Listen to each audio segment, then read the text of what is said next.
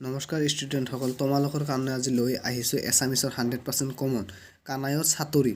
এই চেপ্টাৰটোৰ পৰা 100% কমন কানায়ৰ চাতুৰীৰ কবিৰ নাম আছিল শ্ৰীধৰ কন্দলী।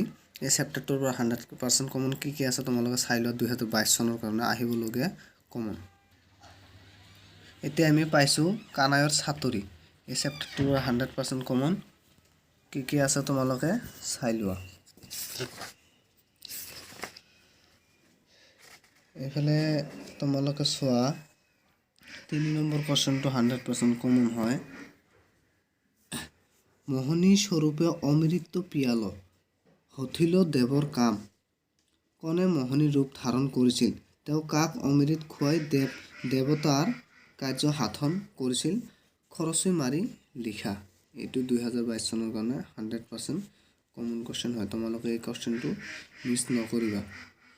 আৰু ইয়াৰ পিছত চোৱা 4 নম্বৰ কোৱেশ্চনটো। মাকৰ কি গুণৰ কথা ক'বলৈ শিশু কৃষ্ণৰ লাজ লাগে বুলি কৈছে, কথাখিনি তোমাৰ নিজৰ কথাৰে বহলাই লিখা। এইটো হয় 100%, মানে এইবিলাক কোৱেশ্চন মিছ নকৰিবা কেতিয়াও। 3 মাৰ্কৰ কাৰণে দিয়ে। আৰু এইবাৰ চোৱা 5 নম্বৰৰ খানি। 5 নম্বৰত দিছে চমু টকা লিখা। ইয়াত ক নম্বৰটো হয় বামন আৰু ঘ নম্বৰ হয় কপিল আৰু খ নম্বৰটো হয় শ্ৰীধৰ কন্দলী। এই কবিৰ বিষয়ে লিখিব দিব। এইটো এই তিনিটা 100% কমন হয়। আৰু 40% চিলেবাছ হেৰাছ কৰি দিয়াৰ কাৰণে মই কমনবিলাক অলপ বেছিকৈ দিছোঁ, কাৰণ এইবাৰ বেছি কোৱেশ্চন দিব তোমালোকক। সেইকাৰণে বেছিকৈ দিছোঁ, যাতে তোমালোকৰ এটা কোৱেশ্চনো যাতে মিছ নহয়। সেইকাৰণে মই পাৰিলে আৰু কম কৰি দিব পাৰিলোহেঁতেন, বাদ দিয়া বেছিকৈ অলপ দিছোঁ। এবাৰ 7 নম্বৰ কোৱেশ্চনটো কমন হয়। 7 নম্বৰটো চোৱা। 7 নম্বৰত কৈছে শ্ৰীকৃষ্ণই বিভিন্ন সময়ত কি অৱতাৰ ধাৰণ কৰি কেনে কাৰ্য সাধন কৰিছিল, পাঠৰ আলমত বৰ্ণনা কৰা। এই কোৱেশ্চনটো এতিয়া চোৱা। ইয়াত মই যেইকেইটা কমন দিছোঁ টোটেলি, এইকেইটা কমনৰ পৰা বহুত কোৱেশ্চন আহিব, এটাও মিছ নহয়। বাকী যেইকেইটা ইয়াত দিয়া নাই সেইকেইটা নাহে, মানে নাই আহে। আৰু যেইকেইটা দিছোঁ সেইকেইটাৰ পৰাই আহিব। তোমালোকে এইকেইটা মিছ কেতিয়াও নকৰিবা। আৰু 8 নম্বৰ কোৱেশ্চনটো চোৱা লাষ্ট। এইফালে কৈছে কবিতাটোত কাঠবাজি বুলি কাক কৈছে, ইয়াৰ অৰ্থ কি, এই অপবাদৰ পৰা তেওঁক কোনে ৰক্ষা কৰিলে। এইটো তোমালোকে চাই যাবা। এইটো বেছি দীঘলীয়া এনচাৰ নহয়, সৰু এনচাৰে হ'ব। এইটো চাবা। আৰু এইফালে নিচত দিছে তোমালোকক ভাষা বিষয়ক। 1 নম্বৰত কৈছে তলত দিয়া শব্দবোৰৰ আধুনিক ৰূপ লিখা। এই চাইডত তোমালোকে চাবা 80। এইটো 100% কমন হয় ক নম্বৰটো।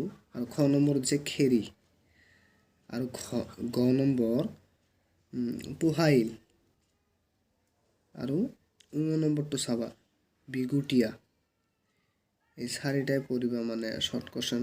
পাৰিলে ইয়াৰ পৰা 6টাই পঢ়িব পাৰা। 4টাৰ ভিতৰত আহিব আৰু কি। আৰু এইফালে আৰু শব্দ অৰ্থ দিয়া আছে। এইফালে আৰু শব্দ অৰ্থ দিয়া আছে। এইফালে এইটো 80 শব্দৰ অৰ্থ আহি, খেৰী শব্দৰ অৰ্থ খেলা, ৰজনী শব্দৰ অৰ্থ ৰাতি, কিশোৰ কিহৰ, হাৰলি অতি মৰমৰ। এইকেইটা মই যেইকেইটা ৰাইট চিন মাৰিছোঁ সেইকেইটাৰ পৰা আহিব, চাবা তোমালোকে। আৰু এইফালে ৰস মানে কি, খং, তেজি ত্যাগ কৰা, পোহাইল পোৱালে, আৰু এইটো সমৰন্তে হৰি। আৰু এইফালে দিছে বেদক পঢ়াইলে। বেদ ভগৱানৰ বাণী বুলি কোৱা হয়। এই বেদ ভগৱানে বৰষাক কৈছিল। এইটো হয়। আৰু এটা 4 আহিলোঁ। এইটো হ'ল কৰকৰা ভাত বুলি দিলে তোমালোকে লিখিবা ঠাণ্ডা বাঁহী ভাত। আৰু এইফালে দিছে তাচম বাক, ইয়াৰ অৰ্থ হৈছে তেওঁলোকক। আৰু লাষ্ট এইটো হৈছে বিগুটীয়া ইয়াৰ অৰ্থ হৈছে ঠাট্টা কৰা, এইকেইটা হয় কমন। আৰু আছে যিবিলাক সেইবিলাকে যে কবিৰ পৰিচয় দিয়া আছে, ইয়াৰ পৰা কোৱেশ্চন হ'ব। ইয়াত দিছে শ্ৰীধৰ কন্দলী মহাপুৰুষ শংকৰদেৱৰ পৰৱৰ্তী কালৰ কবি।